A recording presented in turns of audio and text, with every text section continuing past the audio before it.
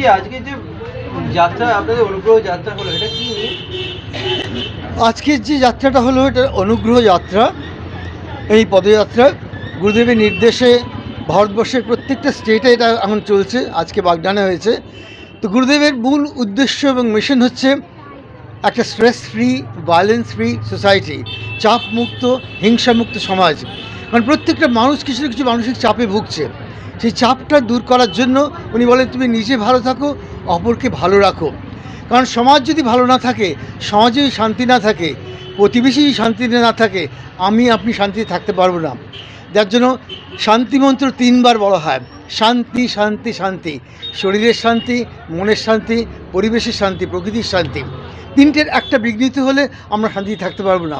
তাই এই অনুগ্রহ যাত্রার মাধ্যমে উনি বলেছেন প্রত্যেকটা মানুষের কাছে পৌঁছো। গুরুদেবের আশীর্বাদকে আমরা প্রত্যেকের কাছে পৌঁছে দেওয়ার জন্য এই অনুগ্রহ যাত্রায় দিকে দিকে এখন এই ভারতবর্ষে এই ডিসেম্বর মাসে চলছে।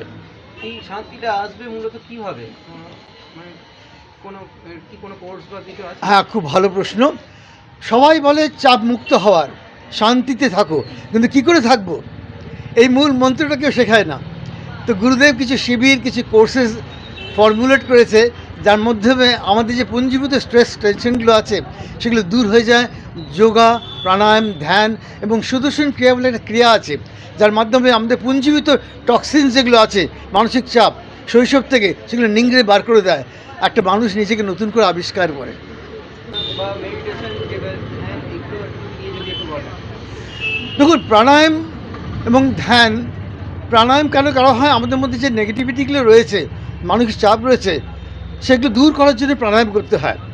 এবং মেডিটেশন, গুরুদেব বলেন যে কোনো সমস্যা দূর করতে গেলে মেডিটেশন মেডিটেশন মেডিটেশন, কিন্তু সেটাকে শিখতে হয়।